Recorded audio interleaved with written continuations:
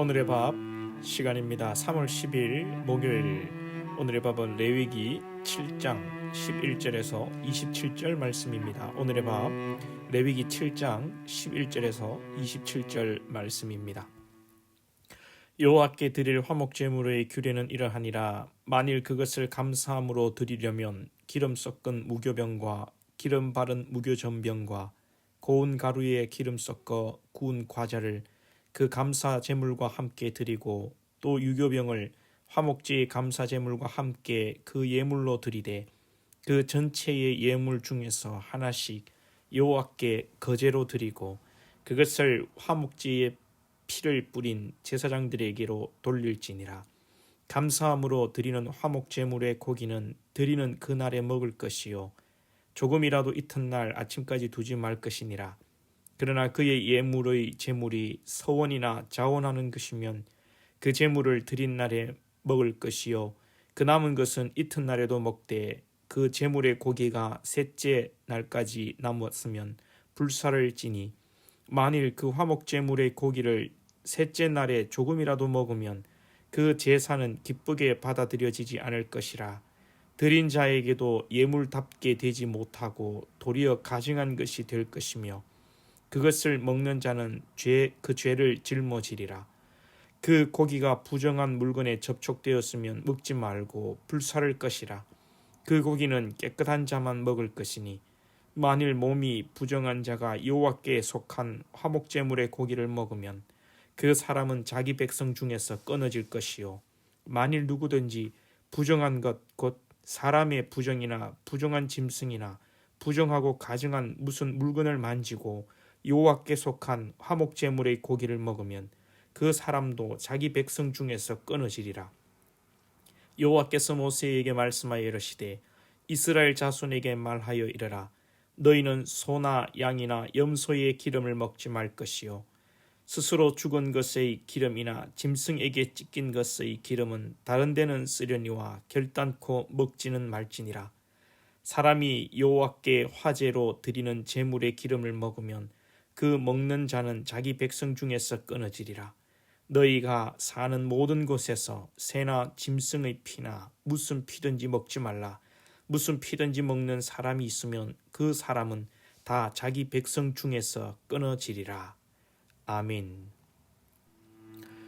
오늘 화목제에 대한 보충 설명이 이어지고 있습니다. 화목제물을 드리는 데는 감사로 드리는 화목제가 있고 서원과 자원하는 마음으로 드리는 화목제가 있습니다. 특별히 감사로 드리는 날에 그 제물은 그날에 다 먹어야 되고 서원과 자원하는 화목제는 이튿날까지 먹을 수 있다고 이렇게 규정하고 있습니다. 그러면서 오늘 20절에 보시면 만일 몸이 부정한 자가 여호와께 속한 화목 제물의 고기를 먹으면 또 21절을 보시면 부정하고 가증한 21절 하반절입니다. 부정하고 가증한 무슨 물건을 만지고 여호와께 속한 화목 제물의 고기를 먹으면 자기 백성 중에서 끊어진다. 이렇게 말씀하고 있습니다. 그리고 27절에서도 무슨 피를 먹는 사람이 있으면 또 자기 백성 중에서 끊어진다. 이렇게 말씀하고 있습니다. 화목제는 하나님과 화목하고 성도와 화목하는 것을 중심으로 하는 제사이지요. 근데 부정한 자가 들어와서 화목제를 먹게 되면 하나님과의 화목을 또 깨는 것이고 더럽히는 것이고 성도와의 화목도 깨는 의미로서 죽는다, 백성 중에서 끊어진다라는 것을 경고하고 있습니다. 하나님께서는 하나님과 성도의 연합 그리고 또한 성도 간의 그리스도 안에서의 연합, 공동체를 아주 중요시 여기십니다. 성경의 역사를 보면 하나님께서 이스라엘 백성들을 출애굽시키고 광야에서 인도하여서 이제 약속의 땅 가나안 땅에 들어갈 때에 하나님께서 가나안 땅에서 새로운 공동체를 준비하시는데 아간이 그 가운데 하나님의 말씀을 어기고 범죄하게 됩니다. 물건 그 조금 훔친 것 아무것도 아닌 것 같은데 하나님께서는 아간의 가족들을 불러내어 돌로 쳐 죽이고 불로 불사르는 그런 엄청난 죄를 물으시는 것이죠. 또 초대교회를 보면 초대교회가 세워질 때에 아나니아와 삽비라가 재물에 대해서 조금 거짓을 말하게 됩니다. 사실 그 정도의 거짓말과 재물에 대한 어떤 속임은 큰 죄는 아닐 것 같은데 아나니아와 삽비라는 그 자리에서 즉사하고 맙니다. 우리는 이런 역사적 교훈을 통하여서 하나님께서 하나님과 연합되어지고 하나님 안에서 연합된 성도들이 연합하는 그 공동체를 세워가는 데 있어서 하나님은 얼마나 엄격하게 다루어 가시는 것을 우리가 보게 됩니다.